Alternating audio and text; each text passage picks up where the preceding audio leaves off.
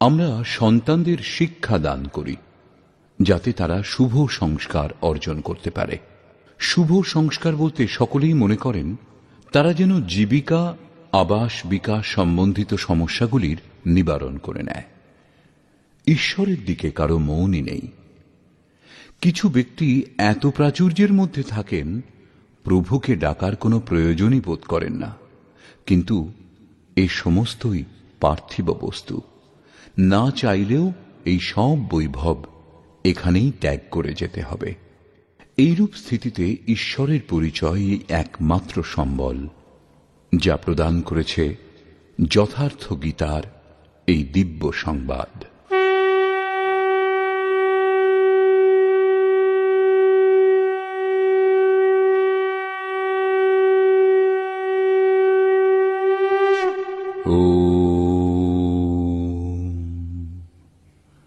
শ্রী পরমাত্মনে নমঃ। যথার্থ গীতা, শ্রীমদ্ ভগবদ্ গীতা, অথ নবম অধ্যায়। ষষ্ঠ অধ্যায় পর্যন্ত যোগেশ্বর শ্রীকৃষ্ণ যোগের ক্রমিক বিশ্লেষণ করেছেন, যার শুদ্ধ অর্থ ছিল যজ্ঞের প্রক্রিয়া। যজ্ঞে সেই আরাধনার বিধিবিশেষের বর্ণনা আছে যা সম্পাদনে শ্রেষ্ঠ অবস্থা লাভ হয়, যাতে চরাচর জগৎ আহুতি সামগ্রী রূপে বিদ্যমান। মনের নিরুদ্ধ অবস্থাতে এবং নিরুদ্ধ মনেরও বিলয়কালে সেই অমৃত তত্ত্বকে জানা যায়। সাধনের শেষে যজ্ঞের পরিণাম অমৃত পান করে জ্ঞানী সনাতন ব্রহ্মে স্থিত হয়ে যান। ব্রহ্মে স্থিত অর্থাৎ মিলনের নামই যোগ। সেই যজ্ঞকে কার্যরূপ দেওয়াকেই কর্ম বলে। সপ্তম অধ্যায়ে তিনি বলেছেন, যিনি এই কর্ম করেন তিনি ব্যাপ্ত ব্রহ্ম, সম্পূর্ণ কর্ম, অধ্যাত্ম, অধিদৈব, অধিভূত এবং অধিযজ্ঞ সহ আমাকে জানেন।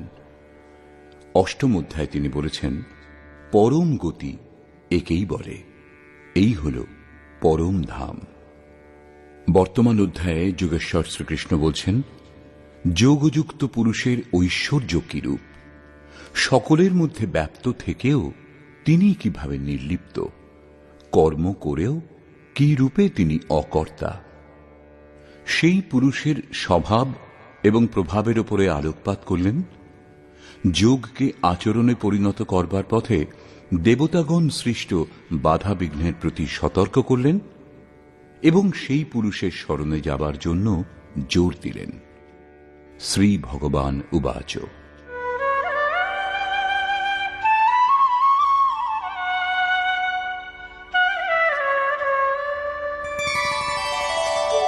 ইদন্তু তে গুহ্যতমম প্রবক্ষ্যাম্যনসূয়বে জ্ঞানম বিজ্ঞান সহিতম যজ্ঞাত্বা মোক্ষ্যসে শুভাৎ। যোগেশ্বর শ্রীকৃষ্ণ বললেন, অর্জুন, অসূয়া অর্থাৎ ঈর্ষা দেশ মুক্ত তোমার জন্য আমি এই অতি গোপনীয় জ্ঞানকে বিজ্ঞান সহিত বলব, অর্থাৎ প্রাপ্তির পরে মহাপুরুষের অবস্থিতি সম্পর্কে বলবো। কিরূপে সেই মহাপুরুষ সর্বত্র একসঙ্গে কর্ম করেন, কিরূপে জাগৃতি প্রদান করেন, কিরূপে রথী হয়ে সর্বদা আত্মার সঙ্গে থাকেন। ইয়াত জ্ঞাত্বা, যা সাক্ষাৎ জানার পর তুমি দুঃখরূপ সংসার থেকে মুক্ত হয়ে যাবে। সেই জ্ঞান কিরূপ, এই প্রসঙ্গে বলছেন,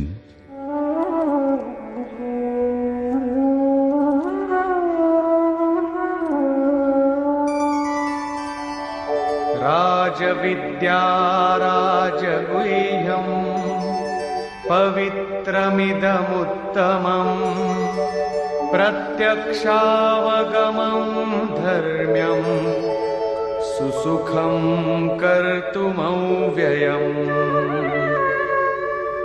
বিজ্ঞান সংযুক্ত এই জ্ঞান সর্ববিদ্যার রাজা। বিদ্যার অর্থ ভাষা জ্ঞান অথবা শিক্ষা নয়। বিদ্যা হি কা ব্রহ্ম গতি প্রদায়া, সা বিদ্যায়া বিমুক্তয়ে। বিদ্যা তাকে বলে যা লাভ করে পুরুষ ব্রহ্মপথে চলে মোক্ষ লাভ করেন। যদি পথমধ্যে সিদ্ধাই অথবা প্রকৃতিতে কোথাও আবদ্ধ হন, তাহলে প্রমাণিত হয় যে অবিদ্যা সফল হয়ে গেছে, সেটা বিদ্যা নয়। এই রাজবিদ্যা নিশ্চিত কল্যাণ করে। এই রাজবিদ্যা সমস্ত গোপনীয়ের রাজা। অবিদ্যা এবং বিদ্যার অবগুণ্ঠন, অনাবরণ ও যোগযুক্ত হলেই এর সঙ্গে মিলন হয়। এই বিদ্যা অতি পবিত্র, উত্তম এবং প্রত্যক্ষ ফলযুক্ত। এদিকে করলেই ওদিকে ফল লাভ হয়, এইরূপ প্রত্যক্ষ ফলযুক্ত। এটা অন্ধবিশ্বাস নয় যে এই জন্মের সাধনার ফল অন্য জন্মে লাভ হবে। এটা পরম ধর্ম, পরমাত্মার সঙ্গে সংযুক্ত। বিজ্ঞানসম্মত এই জ্ঞান লাভ করা সরল এবং অবিনাশী। দ্বিতীয় অধ্যায়ে যোগেশ্বর শ্রীকৃষ্ণ বলেছিলেন, অর্জুন, এই যোগপথে বীজের নাশ হয় না। এর অল্প সাধনও জন্মমৃত্যুর মহাভয় থেকে উদ্ধার করে। ষষ্ঠ অধ্যায়ে অর্জুন জিজ্ঞাসা করেছিলেন যে, ভগবান, শিথিল প্রযত্নশীল সাধক নষ্টভ্রষ্ট তো হয়ে যান না? শ্রীকৃষ্ণ বললেন, অর্জুন, প্রথমে তো কর্ম কি তা বোঝা আবশ্যক, এবং বোঝবার পরে সামান্য সাধন করে থাকলেও তা কোনো জন্মে কখনো বিনাশ হয় না। পরন্তু ওই সামান্য অভ্যাসের প্রভাবে প্রত্যেক জন্মে তারই আচরণ করেন এবং অনেক জন্মের সাধনার পরিণামস্বরূপ সেখানেই পৌঁছে যান যার নাম পরম গতি, অর্থাৎ পরমাত্মা। যোগেশ্বর শ্রীকৃষ্ণ এই সাধনা সম্বন্ধেই এখানেও বলছেন যে এই সাধন করা খুব সহজ এবং অবিনাশী, পরন্তু এর জন্য শ্রদ্ধা নিতান্ত আবশ্যক। अश्रद्धधानाः पुरुषा धर्मस्यास्य परन्तप अप्राप्य मां निवर्तन्ते मृत्यु संसारवर्त्मनि। পরন্তপ অর্জুন, এই ধর্মে সামান্য সাধন করে থাকলেও তার বিনাশ হয় না। শ্রদ্ধারহিত পুরুষ এক ইষ্টে মনকে কেন্দ্রীভূত করেন না যিনি, তিনি আমাকে লাভ না করে সংসারেই বিচরণ করেন। অতএব শ্রদ্ধা অনিবার্য। আপনি কি সংসার থেকে আলাদা? এই প্রসঙ্গে বলছেন,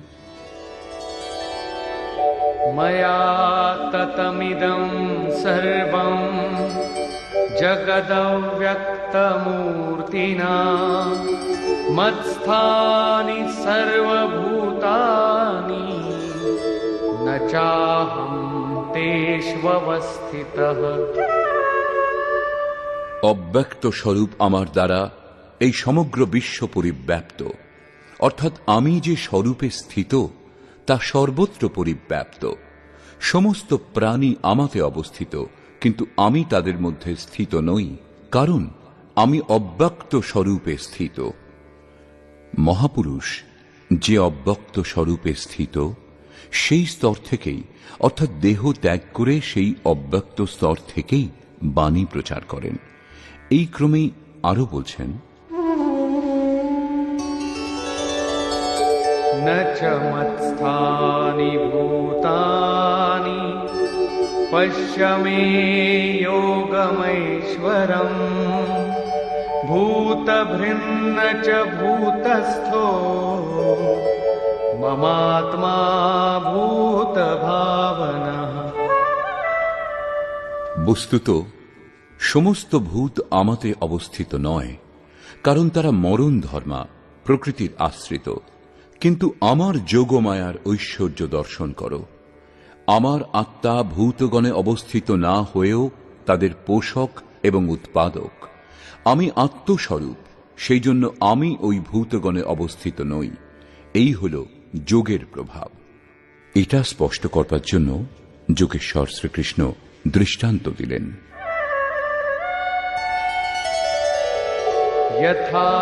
यथाकाशस्थितो नित्यं वायुः सर्वत्र गो महान् तथा सर्वाणि भूतानि मत्स्थानीत्युपधारय।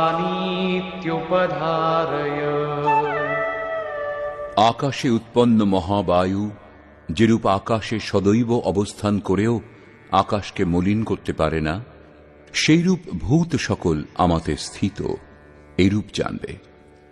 আমি আকাশবৎ নির্লিপ্ত, তারা আমাকে মলিন করতে পারে না। প্রশ্নটি সম্পূর্ণ হল। এইরূপ হয় যোগের প্রভাব। এখন প্রশ্ন, যোগী করেন কি? এই প্রসঙ্গে বলছেন,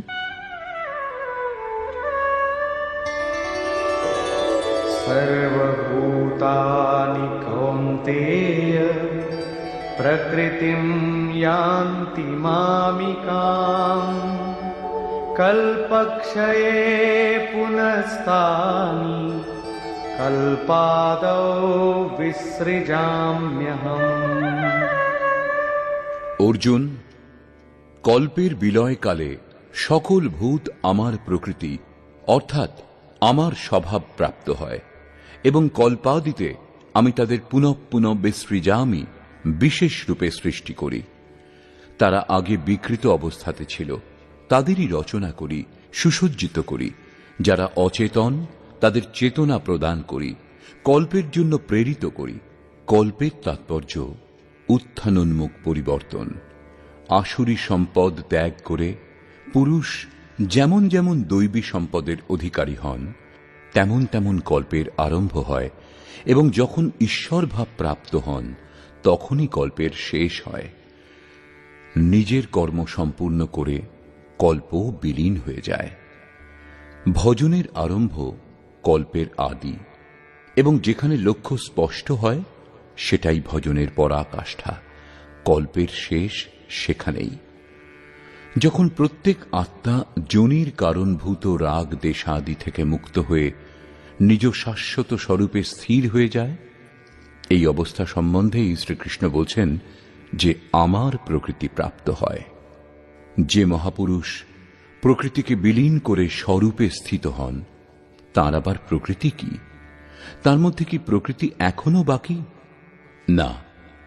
তৃতীয় অধ্যায়ের ৩৩ সংখ্যক শ্লোকে যোগেশ্বর শ্রীকৃষ্ণ বলেছেন, সমস্ত প্রাণী নিজ প্রকৃতিকে প্রাপ্ত হয়। তাদের ওপর প্রকৃতির গুণের যেরূপ প্রভাব থাকে সেই রূপ তাঁরা কার্য করেন এবং জ্ঞানবানপি, প্রত্যক্ষ দর্শনের পর জ্ঞানীও নিজ প্রকৃতির অনুরূপ চেষ্টা করেন। তিনি অনুগামীদের কল্যাণের জন্য করেন। পূর্ণ জ্ঞানী তত্ত্বস্থিত মহাপুরুষের অবস্থিতিই তাঁর প্রকৃতি। তিনি স্বস্বভাব মতোই প্রবৃত্ত থাকেন। কল্পের শেষে মানুষ মহাপুরুষের এই অবস্থিতি প্রাপ্ত হন। মহাপুরুষের এই কৃতিত্বের ওপর পুনরায় আলোকপাত করছেন।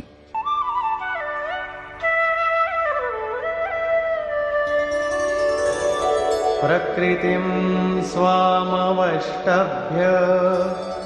विसृजामि पुनः पुनः भूतग्राममिमं कृत्स्नम् अवशं प्रकृतेर्वशात्। স্বীয় প্রকৃতি অর্থাৎ মহাপুরুষের অবস্থিতি স্বীকার করে প্রকৃতের বশাৎ নিজ নিজ স্বভাবে স্থিত প্রকৃতির গুণগুলির বশীভূত এই সমস্ত ভূত সমুদায়কে আমি পুনঃ পুনঃ বিসৃজামি বিশেষ রূপে সৃষ্টি করি, সুসজ্জিত করি। স্বীয় স্বরূপের দিকে এগিয়ে যাবার জন্য তাদের প্রেরণা প্রদান করি। তাহলে তো আপনি এই কর্ম দ্বারা আবদ্ধ। न च मां तानि कर्माणि निबध्नन्ति धनञ्जय उदासीनवदासीनम् असक्तं तेषु कर्मसु। চতুর্থ অধ্যায়ের ৯ম শ্লোকে যোগেশ্বর শ্রীকৃষ্ণ বলেছিলেন, মহাপুরুষের কার্যপ্রণালী অলৌকিক হয়। ৯ম অধ্যায়ের ৪র্থ শ্লোকে বলেছেন, আমি অব্যক্ত রূপে কর্ম করি। এখানেও বলছেন, ধনঞ্জয়, আমি যে সমস্ত কর্ম অব্যক্ত রূপে করি সেগুলিতে আমার আসক্তি নেই। উদাসীন পুরুষের ন্যায় অবস্থিত বলে পরমাত্মস্বরূপ আমাকে সেই সকল কর্ম আবদ্ধ করতে পারে না। কারণ কর্মের পরিণামে যে লক্ষ্য প্রাপ্ত হয় তাতে আমি অবস্থিত, সেই জন্য সেই সমস্ত কর্ম করার জন্য আমি বাধ্য নই। প্রশ্ন ছিল স্বভাবের সঙ্গে যুক্ত প্রকৃতির কার্যগুলির। মহাপুরুষের অবস্থিতি ছিল, তার রচনা ছিল। এখন আমার অধ্যক্ষতায় মায়া যা সৃষ্টি করে তা কি? তাও একটা কল্প। मयाध्यक्षेण प्रकृतिः सूयते सचराचरम् हेतुनानेन कौन्तेय जगद्विपरिवर्तते। অর্জুন, আমার অধ্যক্ষতা দ্বারা অর্থাৎ আমার উপস্থিতিতে সর্বত্র ব্যাপ্ত আমার অধ্যক্ষতা দ্বারা এই মায়া অর্থাৎ ত্রিগুণময়ী প্রকৃতি, অষ্টধামূল প্রকৃতি এবং চেতন উভয়ই চরাচর বিশ্ব সৃষ্টি করে, যা ক্ষুদ্র কল্প, এবং এই কারণেই এই সংসার গমনাগমন চক্রে বিবর্তিত হয়। প্রকৃতির এই ক্ষুদ্র কল্প, যার মধ্যে কালের পরিবর্তন হতে থাকে, আমার অধ্যক্ষতায় প্রকৃতিই করে, আমি করি না। কিন্তু সপ্তম শ্লোকের কল্প আরাধনার সঞ্চার এবং সাধনা সম্পূর্ণ হওয়া পর্যন্ত মার্গদর্শনযুক্ত কল্প মহাপুরুষ স্বয়ং করে থাকেন। এক স্থানে তিনি স্বয়ং কর্তা, যেখানে বিশেষ রূপে সৃজন করেন। এখানে কর্তৃ প্রকৃতি, যে কেবল আমার আভাস পেয়েই এই ক্ষণিক পরিবর্তন করে, যার মধ্যে দেহ, কাল, যুগের পরিবর্তন ইত্যাদিগুলি আসছে। এইরূপ ব্যাপ্ত প্রভাব হওয়া সত্ত্বেও মূঢ় ব্যক্তিগণ আমাকে জানতে পারে না। যেমন अवजानन्ति मां मूढा मानुषीं तनुमाश्रितम् परं भावमजानन्तो मम भूतमहेश्वरम्। সমস্ত ভূতের মহান ঈশ্বর রূপ আমার পরম ভাব সম্বন্ধে যারা জানে না, সেই মূঢ় ব্যক্তিগণ আমাকে মনুষ্য দেহধারী এবং তুচ্ছ বলে অবজ্ঞা করে। সমস্ত প্রাণীগণের ঈশ্বরেরও যিনি মহান ঈশ্বর, সেই পরম ভাবে আমি অবস্থিত, কিন্তু মনুষ্য দেহ আশ্রয় করে ব্যবহার করি বলে মূঢ় ব্যক্তিগণ জানে না। তারা আমাকে মানুষ বলে সম্বোধন করে। তাদেরই বা কি দোষ? দৃষ্টিপাত করে যখন, তখন মহাপুরুষের দেহটাই তো দেখতে পায়। আপনি মহান, ঈশ্বর ভাবে স্থিত, কিরূপে তারা বুঝবে? কেন তারা দর্শনে অসমর্থ হয়? এই প্রসঙ্গে বলছেন,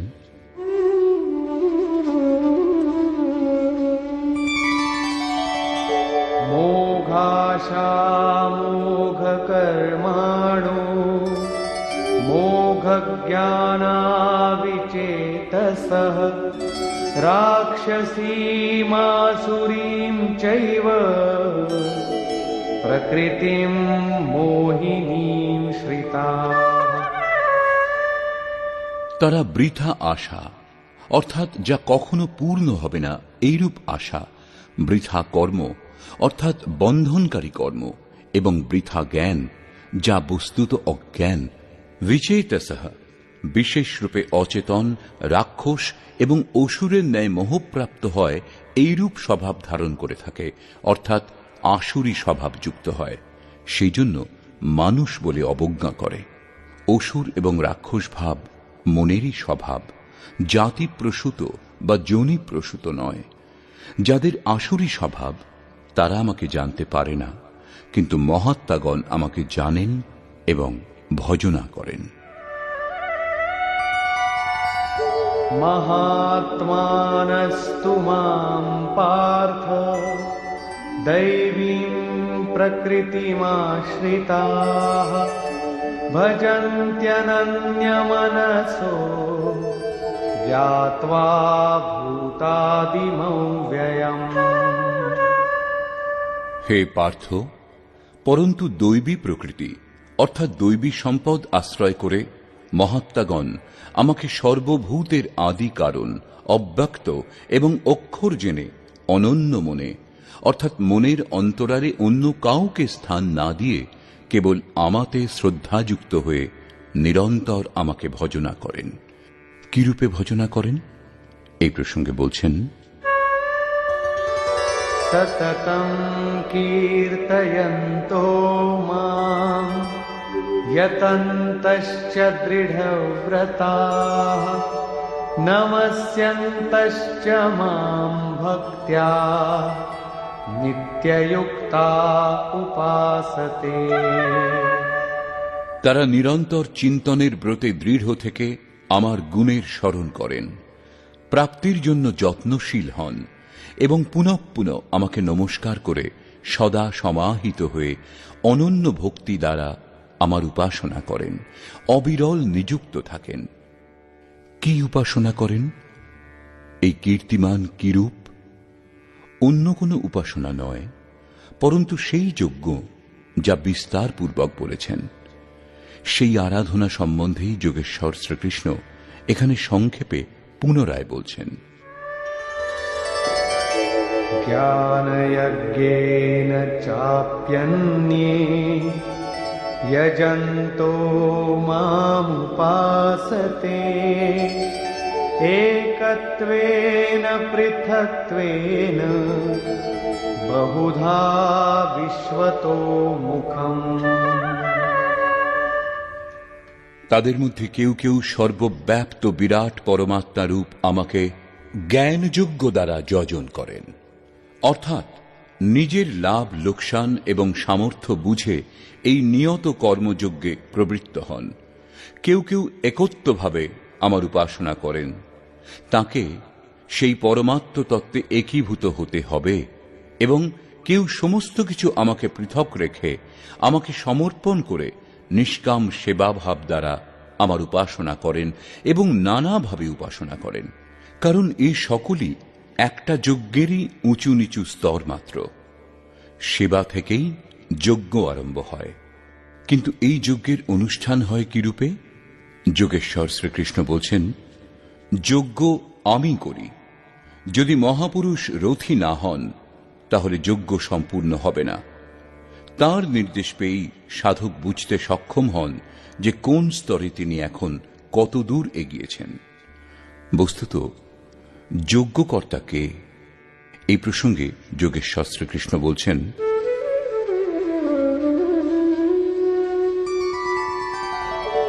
অহং ক্রতুরহং যজ্ঞঃ স্বধাহমহমৌষধম মন্ত্রোহমহমেবাজ্যম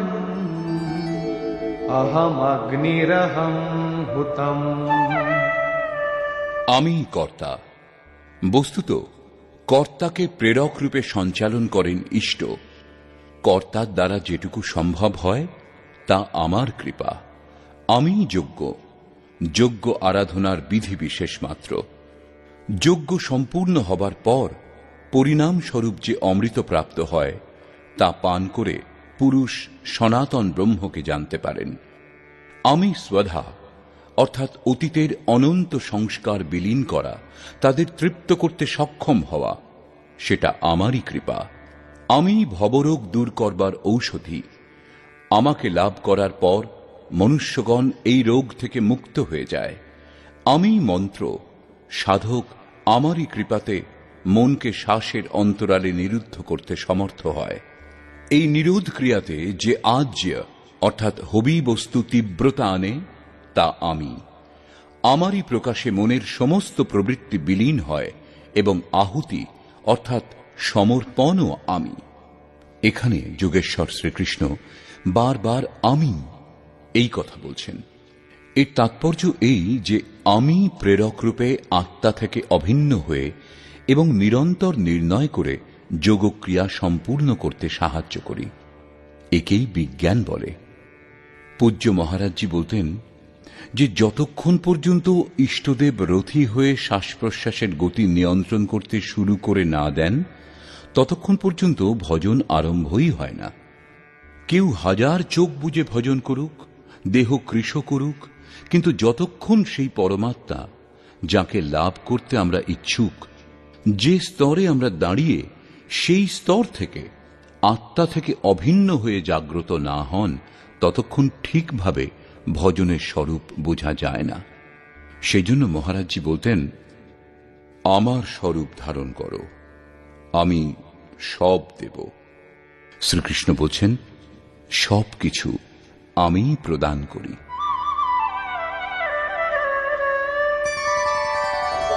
পিতাহমস্য জগতো মাতা ধাতা পিতামহঃ বেদ্যং পবিত্রমোঙ্কার ঋক্সাময়জুরেব চ। অর্জুন, আমি সম্পূর্ণ জগতের ধাতা অর্থাৎ ধারণকর্তা, পিতা অর্থাৎ পালনকর্তা, মাতা অর্থাৎ জন্মদাত্রী, পিতামহ অর্থাৎ মূল উদ্গম, যাতে সকলেই লীন হয়ে যায়, এবং জানবার যোগ্য পবিত্র ওঙ্কার অর্থাৎ অহম আকার ইতি ওঙ্কার, সেই পরমাত্মা আমার স্বরূপে স্থিত, সোহং তত্ত্বমসি ইত্যাদি একে অন্যের পর্যায়ভুক্ত। এইরূপ জানবার যোগ্য স্বরূপ আমি। ঋক অর্থাৎ সম্পূর্ণ প্রার্থনা, সাম অর্থাৎ সমত্ব প্রদানকারী প্রক্রিয়া, ইয়জুঃ অর্থাৎ আরাধনার বিধিবিশেষও আমি। যোগ অনুষ্ঠানের এই 3টি আবশ্যক অঙ্গ আমার দ্বারা সম্পাদিত হয়।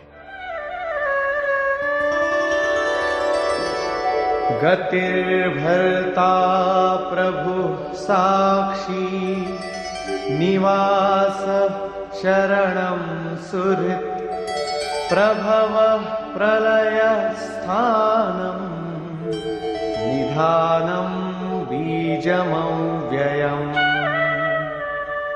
হে অর্জুন, গতি অর্থাৎ লাভের যোগ্য, পরম গতি, ভর্তা ভরণ পোষণকারী, সকলের স্বামী, সাক্ষী অর্থাৎ দ্রষ্টারূপে স্থিত সকলের জ্ঞাতা, সকলের বাসস্থান স্মরণ গ্রহণের যোগ্য, অকারণ সুহৃদ, উৎপত্তি এবং প্রলয় অর্থাৎ শুভ অশুভ সংস্কার সমূহের বিলয় এবং অবিনাশী কারণ আমি, অর্থাৎ শেষে যার মধ্যে বিলীন হয় সেই সমস্ত বিভূতি আমি। तपाम्यहमहं वर्षं निगृह्णाम्युत्सृजामि च अमृतं चैव मृत्युश्च सदसच्चाहमर्जुन। সূর্যরূপে আমি উত্তাপ বিকিরণ করি, বর্ষা আকর্ষণ করি। মৃত্যুর অতীত যে অমৃত তত্ত্ব এবং মৃত্যু, সৎ ও অসৎ সব আমি, অর্থাৎ যে পরম প্রকাশ প্রদান করে সেই সূর্যও আমি। যারা ভজনা করেন, কখনো কখনো তারা আমাকে অসৎ বলে মনে করেন, তাদের মৃত্যু হয়। এইরূপ বলছেন। त्रैविद्या मां सोमपाः पूतपापाः यज्ञैरिष्ट्वा स्वर्गतिं प्रार्थयन्ते ते पुण्यमासाद्य सुरेन्द्रलोकम् अश्नन्ति दिव्यान् दिवि देवभोगान्। আরাধনা বিদ্যার অঙ্গ 3টি, ঋক, সাম এবং যজু অর্থাৎ প্রার্থনা, সমত্বের প্রক্রিয়া এবং ভজনার আচরণ করেন যারা, সোম অর্থাৎ চন্দ্রমার ক্ষীণ প্রকাশ যারা পেয়ে থাকেন, পাপ থেকে মুক্ত হয়ে পবিত্র পুরুষ সেই যজ্ঞের নির্ধারিত প্রক্রিয়ার আচরণ করেন, আমাকে ইষ্টরূপে পূজা করেন, স্বর্গপ্রাপ্তির জন্য প্রার্থনা করেন। একেই অসৎ কামনা বলে। এতে তাদের মৃত্যু ঘটে, তাদের পুনর্জন্ম হয়। যেরূপ এর আগে শ্লোকটিতে যোগেশ্বর বলেছেন, তারা আমারই পূজা করেন, সেই নির্ধারিত বিধি দ্বারাই করেন, কিন্তু পরিবর্তে স্বর্গ কামনা করেন। সেই পুরুষগণ পুণ্যকর্মের ফলস্বরূপ ইন্দ্রলোক লাভ করেন, স্বর্গে অপ্রাকৃত দেবভোগ উপভোগ করেন, অর্থাৎ আমি সেই ভোগ প্রদান করি। ते तं भुक्त्वा स्वर्गलोकं विशालम् क्षीणे पुण्ये मर्त्यलोकं विशन्ति एवं त्रयी धर्ममनुप्रपन्ना गतागतं कामकामा लभन्ते। তারা সেই বিপুল স্বর্গলোক উপভোগ করে পুণ্য ক্ষয় হলে মৃত্যুলোক অর্থাৎ জন্ম মৃত্যুর চক্রে বিবর্তিত হন। এইরূপ ত্রয়ী ধর্মম প্রার্থনা, সমত্ব এবং ভজনার তিনটি বিধি দ্বারা একটা যজ্ঞেরই অনুষ্ঠান করেন যারা, তারা আমার শরণাগত হলেও সকাম হওয়ার জন্য পুনঃ পুনঃ যাতায়াত অর্থাৎ পুনর্জন্ম লাভ করেন। কিন্তু তাদের মূল কখনো নাশ হয় না, কারণ এই পথে বীজের নাশ হয় না। কিন্তু যারা কোনরূপ কামনা করেন না, তারা কি লাভ করেন? অনন্যাশ্চিন্তয়ন্তো মাম ये जनाः पर्युपासते तेषां नित्याभियुक्तानां योगक्षेमं वहाम्यहम्। অনন্যভাবে আমাতে স্থিত ভক্তগণ পরমাত্মস্বরূপ আমারই নিরন্তর চিন্তন করেন। পর্যুপাসতে লেশ মাত্র ত্রুটি না রেখে আমার উপাসনা করেন। সেই নিত্য একইভাবে সংযুক্ত পুরুষগণের যোগক্ষেম স্বয়ং আমি বহন করি, অর্থাৎ তাদের যোগের সুরক্ষার সমস্ত দায়িত্ব নিজের হাতে তুলে নিই। এরপরেও লোকে অন্যান্য দেবতাগণের ভজনা করে।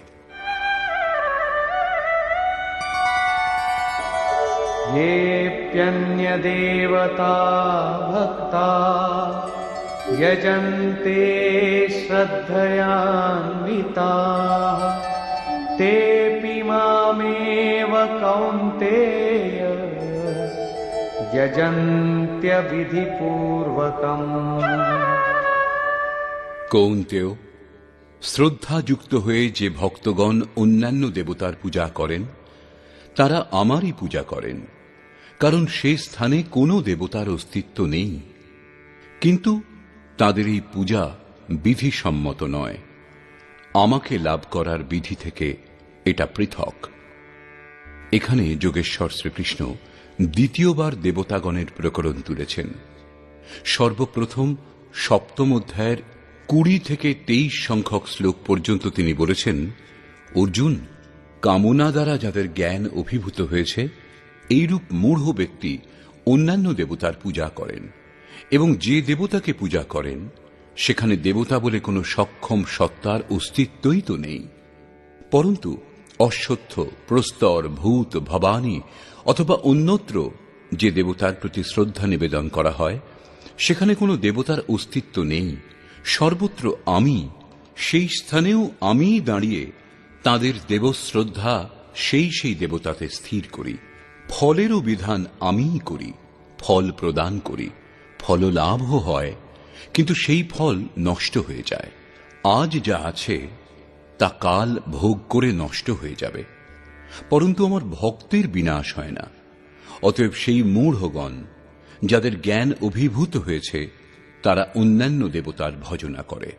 প্রস্তুত অধ্যায়ের 23 থেকে 25 সংখ্যক শ্লোক পর্যন্ত যোগেশ্বর শ্রীকৃষ্ণ পুনরায় বলছেন, অর্জুন, যারা শ্রদ্ধাপূর্বক অন্যান্য দেবতার পুজো করেন, তারা আমারই পুজো করেন, কিন্তু তা বিধিসম্মত নয়। সেখানে দেবতার সক্ষম সত্তা নেই, তাদের প্রাপ্তির বিধি দোষপূর্ণ। এখন প্রশ্ন উঠছে যে যখন তারাও প্রকারান্তরে আপনারই পূজা করেন এবং ফললাভও করেন, তখন তাতে ক্ষতি কি? अहं हि सर्वयज्ञानां भोक्ता भोक्ता च प्रभुरेव च न तु मामभिजानन्ति तत्त्वेनातश्च्यवन्ति ते। সকল যজ্ঞের ভোক্তা অর্থাৎ যজ্ঞ যার মধ্যে বিলীন হয়, যজ্ঞের পরিণামে যা লাভ হয় তা আমি, এবং আমি প্রভু, পরন্তু তারা আমাকে তত্ত্বত উত্তম রূপে জানে না। সেই জন্য চ্যবন্তি স্খলিত হন, অর্থাৎ তারা কখনো অন্যান্য দেবতাতে পতিত হন এবং তত্ত্বত যতক্ষণ না জানেন ততক্ষণ কামনা দ্বারাও পতিত হন। তাঁদের গতি কি? यान्ति देवव्रता देवान् पितॄन् यान्ति पितृव्रताः भूतानि यान्ति भूतेजा यान्ति मद्याजिनोऽपि माम्। অর্জুন, দেবোপাসকগণ দেবগণকে প্রাপ্ত হন। দেবগণ পরিবর্তিত সত্তা, তারা নিজের সৎকর্মানুসারে জীবন অতিবাহিত করেন। পিতৃগণের পূজকগণ পিতৃগণকে প্রাপ্ত হন, অর্থাৎ অতীতের মধ্যে সীমাবদ্ধ থাকেন। ভূতোপাসকগণ ভূত হন, অর্থাৎ দেহ ধারণ করেন, এবং আমার ভক্ত আমাকেই লাভ করেন। তারা সাক্ষাৎ আমার স্বরূপ হন, তাদের পতন হয় না। এটুকুই নয়, আমার পূজার বিধিও সরল। पत्रं पुष्पं फलं तोयं यो मे भक्त्या प्रयच्छति तदहं भक्त्युपहृतम् अश्नामि प्रयतात्मनः। এখান থেকেই ভক্তি আরম্ভ হয়। যিনি আমাকে ভক্তিপূর্বক পত্র, পুষ্প, ফল, জল অর্পণ করেন, মন থেকে প্রযত্নশীল সেই ভক্তের ওই সব সামগ্রী আমি গ্রহণ করি। সেই জন্য यत्करोषि यदश्नासि यज्जुहोषि ददासि यत्तपस्यसि कौन्तेय तत्कुरुष्व मदर्पणम्। অর্জুন, তুমি যে কর্মের অর্থাৎ যথার্থ কর্মের আচরণ করো, যা আহার করো, যা হোম করো, দান করো, এবং মন সহিত ইন্দ্রিয় সমূহকে আমার অনুরূপ প্রস্তুত করো, সেই সমস্ত আমাকে সমর্পণ করবে, অর্থাৎ আমার প্রতি সমর্পিত হয়ে এই সমস্ত করো। সমর্পণ করলে আমি যোগ ক্ষেত্রের দায়িত্ব বহন করব।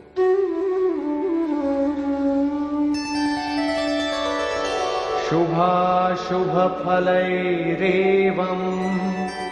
मोक्ष्यसे कर्म बन्धनैः सन्न्यासयोगयुक्तात्मा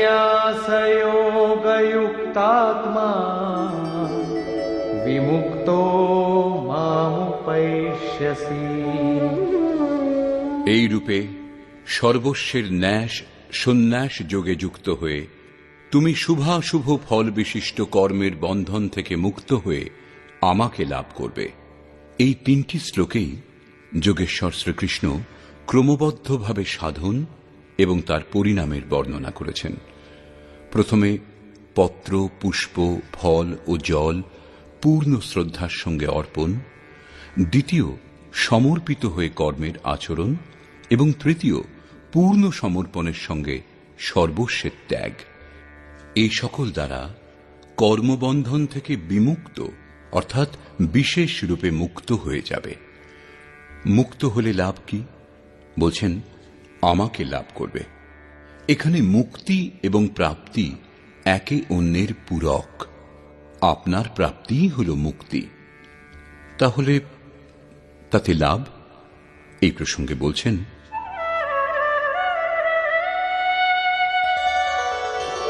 समोहं सर्वभूतेषु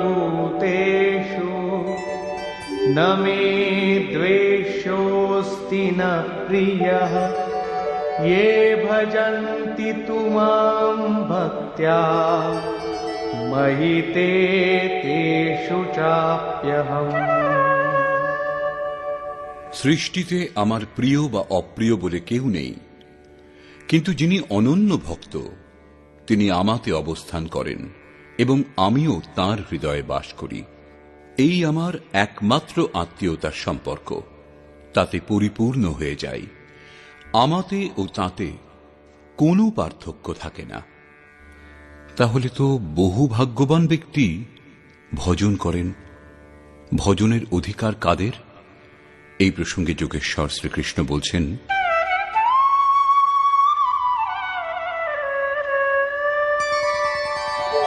अपि चेत् सुदुराचारो भजते मामनन्यभाक् साधुरेव समन्तव्यः सम्यग् व्यवसितो हि सः। অতি দুরাচারীও যদি অনন্যভাবে অর্থাৎ অন্য ন আমাকে ছাড়া কোনো অন্য বস্তু অথবা দেবতাকে ভজনা না করে কেবল আমারই নিরন্তর ভজনা করে, তাহলে তাকে সাধু বলে মনে করবে। যদিও এখন সে সাধু নয়, কিন্তু তার সাধু হওয়াতে কোনো সন্দেহও নেই, কারণ সে যথার্থ নিশ্চয়াত্মক হয়েছে। অতএব ভজন আপনিও করতে পারেন, শর্ত কেবল এই যে আপনি মানুষ হবেন, কারণ মানুষই যথার্থ নিশ্চয়াত্মক হয়। গীতা শাস্ত্র পাপীদের উদ্ধার করে এবং সেই পথিক क्षिप्रं भवति धर्मात्मा शश्वच्छान्तिं निगच्छति कौन्तेय प्रतिजानीहि न मे भक्तः प्रणश्यति। ভজনের প্রভাবে সেই দুরাচারীও শীঘ্রই ধর্মাত্মা হন, পরম ধর্ম পরমাত্মার সঙ্গে সংযুক্ত হন এবং সদা শাশ্বত পরম শান্তি লাভ করেন। কৌন্তেয়, আমার ভক্ত কখনো নষ্ট হয় না, তুমি নিশ্চিত জানবে। একটা জন্মে মুক্তি লাভ না হলে পরের জন্মগুলিতে সেই সাধন সম্পূর্ণ করে শীঘ্রই পরম শান্তি লাভ করেন। অতএব সদাচারী দুরাচারী ভজনের অধিকার সকলেরই। শুধু তাই নয়,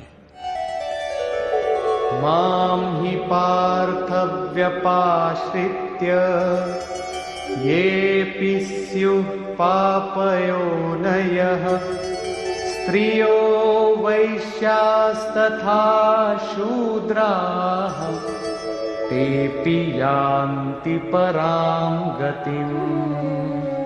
পার্থ, স্ত্রী, বৈশ্য, শূদ্র বা পাপজনী যে কেউ হোক না কেন, তারা সকলেই আমাকে আশ্রয় করে পরম গতি লাভ করে। অতএব গীতা শাস্ত্র মানুষ মাত্রের জন্যে, তা সে যে কোনো কর্মেই প্রবৃত্ত হোক না কেন, বিশ্বের যে কোনো স্থানে তার জন্ম হয়ে থাকুক না কেন, গীতা সকলের জন্য এক সমান কল্যাণের উপদেশ দেয়। গীতা শাস্ত্র সার্বভৌম। পাপজনী ষষ্ঠদশ অধ্যায়ের 7 থেকে 21 সংখ্যক শ্লোকে আসুরী বৃত্তির লক্ষণগুলির অন্তর্গত ভগবান বলেছেন, যারা শাস্ত্রবিধি ত্যাগ করে নামমাত্র যজ্ঞের দ্বারা সদম্ভে ভজনা করে তারা নরগণের মধ্যে অধম।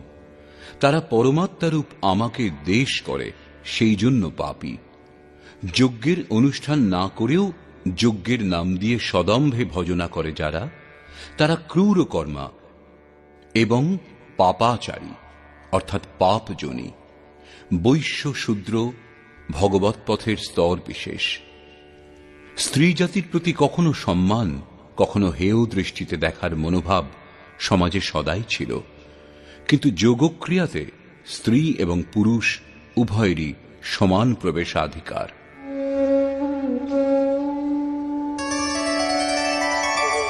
किं पुनर्ब्राह्मणा पुण्या भक्ता राजर्षयस्तथा अनित्यमसुखं लोकम् इमं प्राप्य भजस्व माम्। তাহলে ব্রাহ্মণ এবং রাজর্ষি ক্ষত্রিয় শ্রেণীর ভক্তগণের জন্য কি বলার থাকতে পারে? ব্রাহ্মণ হল এক অবস্থা বিশেষ।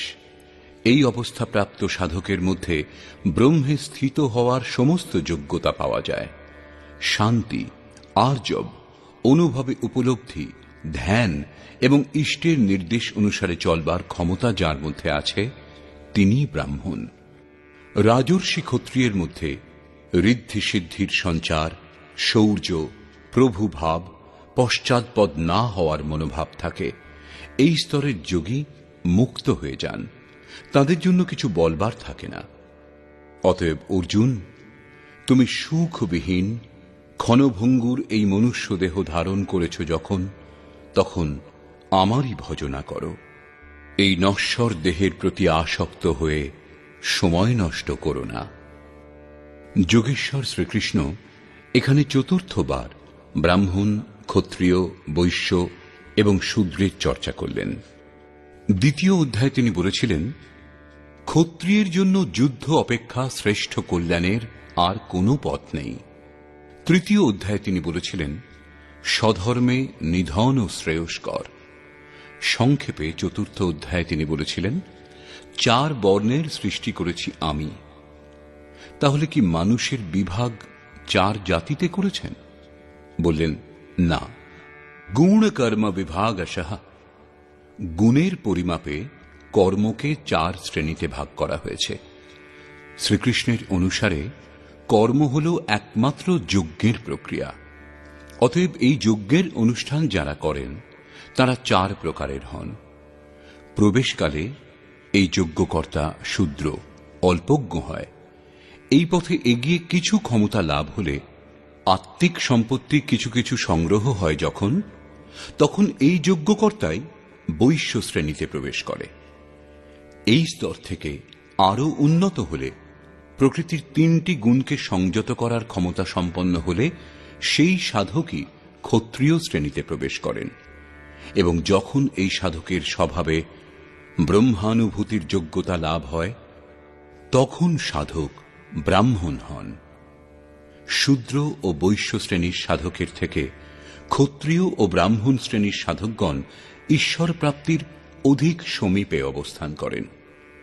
শূদ্র ও বৈশ্য ব্রহ্মের অন্তর্ভুক্ত হয়ে শান্ত হবে। তাহলে যারা এর চেয়ে উঁচু অবস্থা লাভ করেছেন তাদের জন্য কি বলা বাকি থাকে? তারা তো লাভ করবেনই। গীতা যে সমস্ত উপনিষদের সার সর্বস্ব, সেগুলি ব্রহ্মবিদুষী মহিলাদের কাহিনীতে পরিপূর্ণ। তথাকথিত ধর্মভীরু গোঁড়া ব্যক্তিগণ বেদ অধ্যয়নের অধিকার অনধিকারের ব্যবস্থা নিয়ে অনর্থক মস্তিষ্ক চালনায় ব্যস্ত থাকুক। যোগেশ্বর শ্রীকৃষ্ণের স্পষ্ট বক্তব্য, যজ্ঞার্থ কর্মের নির্ধারিত ক্রিয়া পদ্ধতিতে স্ত্রী পুরুষ সকলেরই সমান অধিকার। সেই কারণে তিনি ভজন করবার জন্য উৎসাহ দিচ্ছেন।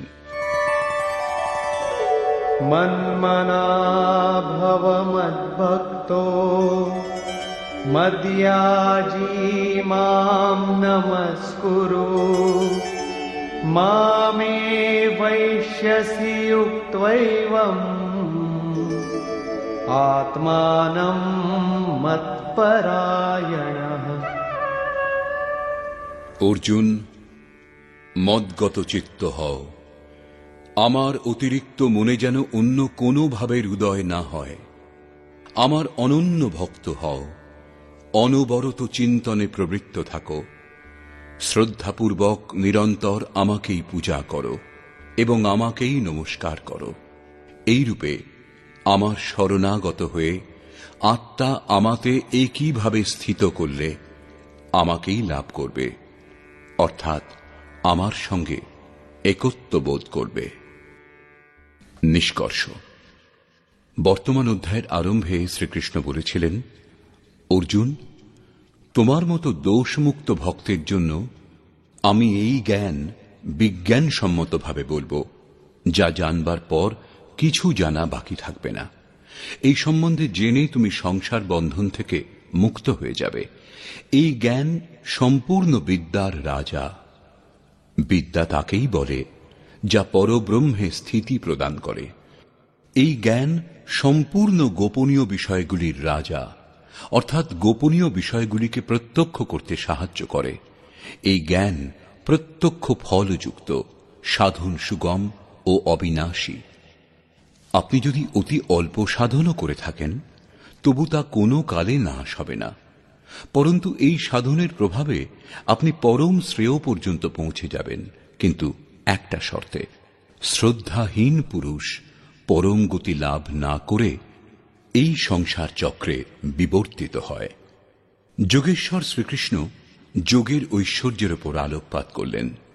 দুঃখের সংযোগের বিয়োগকেই যোগ বলে, অর্থাৎ সংসারের সংযোগ বিয়োগ থেকে যা সর্বথা মুক্ত তার নামই যোগ। পরম তত্ত্ব পরমাত্মার মিলনের নাম যোগ। পরমাত্মার প্রাপ্তি যোগের পরাকাষ্ঠা। যিনি এতে স্থিতি লাভ করেছেন সেই যোগীর প্রভাব লক্ষ্য করো। সম্পূর্ণ ভূতগণের প্রভু এবং জীবধারীগণের পোষক হওয়া সত্ত্বেও আমার আত্মা ওই ভূতগণে স্থিত নয়। আমি আত্মরূপে স্থিত, সেই পরমাত্মা। আকাশে উৎপন্ন সর্বত্র বিচরণশীল বায়ু যেরূপ আকাশে স্থিত হয়েও তাকে মলিন করতে পারে না, সেইরূপ সমস্ত ভূত আমাতে স্থিত, কিন্তু আমি তাদের মধ্যে লিপ্ত নই। অর্জুন, কল্পের আদিতে ভূতগণকে বিশেষ রূপে সৃষ্টি করি, সুসজ্জিত করি, এবং কল্পের শেষে সমস্ত ভূত আমার প্রকৃতি, অর্থাৎ যোগে আরূঢ় যে মহাপুরুষ তাঁর অবস্থিতি, তাঁর অব্যক্ত ভাব লাভ করে। যদ্যপি মহাপুরুষ প্রকৃতির অতীত হন, কিন্তু প্রাপ্তির পরে স্বভাব অর্থাৎ স্বয়ংয়ে স্থিত থেকে লোক সংগ্রহের জন্য যে কাজ করেন তাই হয় তাঁর স্থিতি। এই স্থিতির কার্যকলাপকে সেই মহাপুরুষের প্রকৃতি বলে সম্বোধন করা হয়েছে। এক রচয়িতা আমি সমস্ত ভূতকে কল্পের জন্য প্রেরণা প্রদান করি, এবং আর এক রচয়িতা ত্রিগুণময়ী প্রকৃতি, যে আমার ইঙ্গিত পেয়ে চরাচর সহিত ভূতগণকে সৃষ্টি করে। এও এক কল্প, যার মধ্যে দেহ পরিবর্তন, স্বভাব পরিবর্তন এবং কাল পরিবর্তন নিহিত। গোস্বামী তুলসীদাসও তাই বলছেন, এক দুষ্ট অতিশয় দুঃখ রূপা যা বস জীব পরাভব কূপা। এই প্রকৃতির রহস্য দুটি, বিদ্যা ও অবিদ্যা। এর মধ্যে অবিদ্যা অতিশয় দুষ্ট, দুঃখরূপ, যার দ্বারা বাধ্য হয়ে জীব ভবকূপে পড়ে আছে, যার প্রেরণাতে জীব কাল, কর্ম, স্বভাব এবং গুণের চক্রে জড়িয়ে যায়। অন্যটি বিদ্যা মায়া, যার সম্বন্ধে শ্রীকৃষ্ণ বলছেন, আমি সৃষ্টি করি। গোস্বামীজির অনুসারে প্রভু সৃষ্টি করেন। এক রচৈ জগ গুণ বস যাকে, প্রভু প্রেরিত নহি নিজ বলতাকে। এটি জগতের রচনা করে, গুণ যার আশ্রিত। কল্যাণকর গুণ একমাত্র ঈশ্বরে বিদ্যমান। প্রকৃতির কোনো গুণই নেই, তা নশ্বর, কিন্তু বিদ্যাতে প্রভুই প্রেরক রূপে কর্ম করেন। এইরূপ কল্প দুই প্রকার, বস্তু, দেহ এবং কালের পরিবর্তন এক প্রকারের কল্প। কিন্তু এই যে পরিবর্তন, তা প্রকৃতি আমার ইঙ্গিত পেয়ে করে, কিন্তু এর থেকে শ্রেষ্ঠ কল্প, যা আত্মাকে নির্মল রূপ প্রদান করে, তার বিন্যাস মহাপুরুষ করেন। তারা অচেতন ভূতগণকে সচেতন করেন। ভজনের আদি এই কল্পের আরম্ভ, এবং ভজনের পরাকাষ্ঠা হল কল্পের শেষ। যখন এই কল্প ভবরোগ থেকে সম্পূর্ণরূপে নিরোগ করে শাশ্বত ব্রহ্মে স্থিতি প্রদান করে, সেই স্থিতি অবস্থা লাভের সময় যোগী আমার অবস্থিতি এবং আমার স্বরূপ লাভ করেন। প্রাপ্তির পরে মহাপুরুষের অবস্থিতিকেই তাঁর প্রকৃতি বলে। ধর্মগ্রন্থগুলিতে গল্পের মাধ্যমে উল্লেখ করা হয়েছে যে 4টি যুগ সম্পূর্ণ হওয়ার পরেই কল্প সম্পূর্ণ হয়। মহাপ্রলয় হয়। প্রায়ই লোকে এর যথার্থ সম্বন্ধে বুঝতে পারে না। যুগের তাৎপর্য হল দুই। যতক্ষণ আপনি পৃথক, আরাধ্য পৃথক, ততক্ষণ যুগধর্ম থাকবে। গোস্বামীজি রামচরিতমানসের উত্তরকাণ্ডে এই বিষয়ে চর্চা করেছেন। যখন তামসিক গুণ কাজ করে, রাজসিক গুণ অল্প মাত্রাতে থাকে, তখন চারিদিকে শত্রুতা এবং বিরোধ ভাব দেখা দেয়। এইরূপ ব্যক্তি কলিযুগীয় হয়, সে ভজনে অক্ষম হয়। কিন্তু সাধনা আরম্ভ হলে যুগের পরিবর্তন হয়, রাজসিক গুণের বৃদ্ধি হয়, তামসিক গুণ ক্ষীণ হয়ে আসে, স্বভাবে সামান্য সাত্ত্বিক গুণও চলে আসে। হর্ষ এবং ভয়ের দ্বিধা অন্তর্মনে চলতে থাকে, তখন সেই সাধক দাপর যুগের অবস্থা লাভ করে। ক্রমশ সাত্ত্বিক গুণের বাহুল্য হলে রজোগুণ স্বল্প মাত্রায় থাকে, আরাধনা কর্মে আসক্তি হয়। ত্যাগের ক্ষমতা লাভ করে ত্রেতা যুগে এইরূপ সাধক বহু যজ্ঞ করেন। যজ্ঞানাং জপযজ্ঞোস্মি, যে জপ যজ্ঞের শ্রেণীতে পড়ে সেই জপ, যার ওঠানামা শ্বাস প্রশ্বাসে তার অনুষ্ঠান করবার ক্ষমতা লাভ হয়। যখন শুধু সত্যগুণ বাকি থাকে, বৈষম্যের ভাব বিলুপ্ত হয়, সমতা লাভ হয়। এটাই কৃতযুগ অর্থাৎ কৃতার্থ যুগ অথবা সত্য যুগের প্রভাব। সেই সময় প্রত্যেক যোগী বিজ্ঞানী হন, ঈশ্বরকে সম্যক রূপে জানার যোগ্য হন, স্বাভাবিকভাবে ধ্যানমগ্ন হওয়ার ক্ষমতা তারা লাভ করেন। বিবেকীগণ মনের মধ্যে যে যুগধর্মের উত্থান পতন হয় তা বুঝতে পারেন। মনকে নিরুদ্ধ করবার জন্য অধর্মকে পরিত্যাগ করে ধর্মে প্রবৃত্ত হন। যখন নিরুদ্ধ মনের বিলয় হয়, তখন যুগের সঙ্গে কল্পও শেষ হয়ে যায়। পূর্ণত্বে স্থিতি প্রদান করে কল্পও শান্ত হয়ে যায়। একেই প্রলয় বলে, যখন প্রকৃতি পুরুষে বিলীন হয়। এরপর মহাপুরুষের যা অবস্থিতি, তাই তার প্রকৃতি, তার স্বভাব। যোগেশ্বর শ্রীকৃষ্ণ বলছেন, অর্জুন, মূঢ় ব্যক্তি আমাকে জানে না, ঈশ্বরেরও ঈশ্বর আমাকে তুচ্ছ বলে মনে করে, সাধারণ মানুষ ভাবে। প্রত্যেক মহাপুরুষের সঙ্গে এই বিড়ম্বনা হয়, তৎকালীন সমাজ তাদের উপেক্ষা করে, তীব্রভাবে তাদের বিরোধ করা হয়েছে। শ্রীকৃষ্ণ এর অপবাদ ছিলেন না। তিনি বলছেন যে আমি পরম ভাবে স্থিত, কিন্তু শরীর আমার মানুষেরই। সেই জন্য মূঢ়গণ আমাকে তুচ্ছ বলে, মানুষ বলে সম্বোধন করে। এইরূপ ব্যক্তিগণের আশা, কর্ম, জ্ঞান সব ব্যর্থ। এইরূপ ব্যক্তিগণ যা খুশি তাই বলে, যে কোনো কাজ করে বলে আমরা কামনা করি না। এইরূপ বললেই যেন নিষ্কাম কর্মযোগী হওয়া যায়। সেই আসুরিক স্বভাব ব্যক্তিগণ আমাকে পরখ করতে পারে না, কিন্তু দৈবী সম্পদ যারা লাভ করেছেন তারা অনন্যভাবে আমার ধ্যান করেন, নিরন্তর আমার গুণের চিন্তন করেন। অনন্য উপাসনা অর্থাৎ যজ্ঞার্থ কর্মের মার্গ দুটি। প্রথমটি জ্ঞানযজ্ঞ, অর্থাৎ নিজের ওপর নির্ভর করে নিজের সামর্থ্য বুঝে সেই নিয়ত কর্মে প্রবৃত্ত হওয়া, এবং অন্যটি প্রভু সেবক ভাবের, যার মধ্যে সদ্গুরুর প্রতি সমর্পিত হয়ে সেই কর্মই করা হয়। এই দুটি দৃষ্টিকোণের মাধ্যমে লোকে আমার উপাসনা করে, কিন্তু তাদের দ্বারা যতটুকু কর্ম সম্ভব হয় সেই যজ্ঞ, আহুতি, কর্তা, শ্রদ্ধা এবং ঔষধি যেগুলির দ্বারা ভবরোগের চিকিৎসা হয় তা আমি। শেষে যে গতি লাভ হয় সেই গতিও আমি। এই যজ্ঞকেই লোকে ত্রৈবিদ্যা, প্রার্থনা, ভজনা এবং সমত্ব প্রদানকারী বিধিগুলির মাধ্যমে সম্পাদন করেন, কিন্তু পরিবর্তে স্বর্গের কামনা করেন। আমি তা প্রদানও করি। তার প্রভাবে তারা ইন্দ্রপদ প্রাপ্ত হন, দীর্ঘকাল ধরে উপভোগ করেন, কিন্তু পুণ্য ক্ষীণ হলে তাদের পুনর্জন্ম হয়। সঠিক ক্রিয়া হওয়া সত্ত্বেও ভোগ কামনা করার জন্য তাদের পুনর্জন্ম হয়। সেই জন্য ভোগের কামনা করা উচিত নয়। যিনি অনন্যভাবে অর্থাৎ আমি ছাড়া অন্য কেউ নেই এরূপ ভাব নিয়ে নিরন্তর আমার চিন্তন করেন, লেশ মাত্রও ত্রুটি না রেখে ভজনা করেন, তাঁর যোগের সুরক্ষার দায়িত্ব আমি নিজ হাতে তুলে নিই। এরপরেও কিছু সংখ্যক লোক অন্যান্য দেবতার পূজা করে, তারা আমারই পূজা করে, কিন্তু আমার প্রাপ্তির বিধি তা নয়। সম্পূর্ণ যজ্ঞের ভোক্তা যে আমি এটা তারা জানে না, অর্থাৎ তারা পূজার পরিণামে আমাকে লাভ করে না, সেই জন্য তাদের পতন হয়।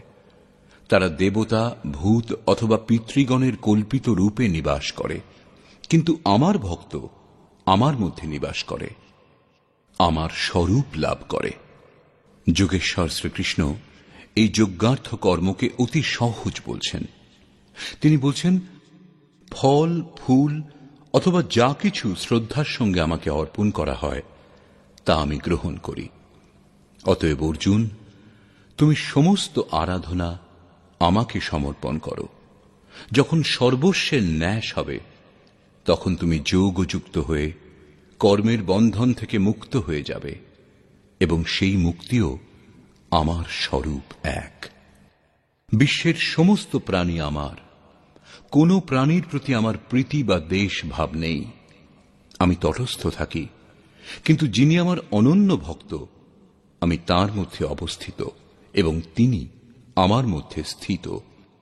অত্যন্ত দুরাচারী, জঘন্যতম পাপীও যদি অনন্য ভক্তি শ্রদ্ধার সঙ্গে আমাকে ভজনা করে তাহলে সে সাধু মান্য করার যোগ্য।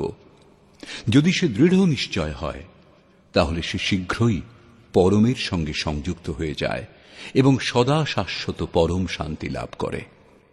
এখানে শ্রীকৃষ্ণ স্পষ্ট করলেন, ধার্মিককে, এই সৃষ্টির অন্তর্ভুক্ত যে কোনো প্রাণী যদি অনন্যভাবে এক পরমাত্মার ভজনা করে, তাকে চিন্তন করে, তাহলে সে শীঘ্রই ধার্মিক হয়ে যায়।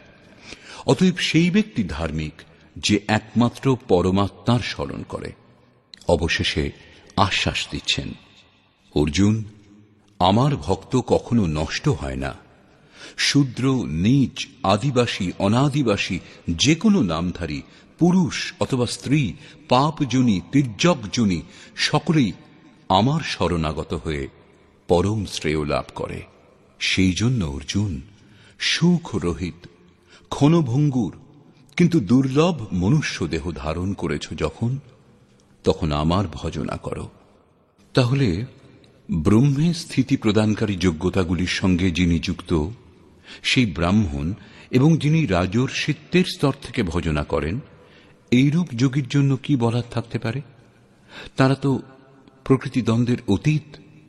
অতএব অর্জুন, নিরন্তর আমাতেই মনকে যুক্ত করো, নিরন্তর নমস্কার করো। এই রূপে আমার শরণাগত হয়ে তুমি আমাকেই লাভ করবে, যেখান থেকে ফিরে আসতে হয় না। প্রস্তুত অধ্যায়ে সেই বিদ্যার উপর আলোকপাত করেছেন যা শ্রীকৃষ্ণ স্বয়ং জাগ্রত করেন। এটি রাজবিদ্যা, একবার জাগ্রত হলে নিশ্চিত রূপে কল্যাণ করে। অতএব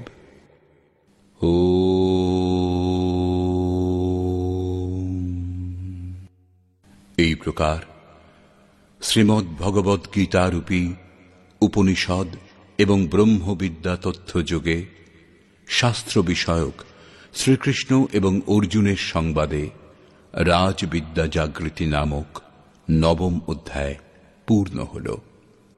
এই প্রকার শ্রীমৎ পরমহংস পরমানন্দজির শিষ্য স্বামী অর্গড়ানন্দকৃত শ্রীমদ্ ভগবদ গীতার ভাষ্য যথার্থ গীতাতে রাজবিদ্যা জাগৃতি নামক নবম অধ্যায় সমাপ্ত হল।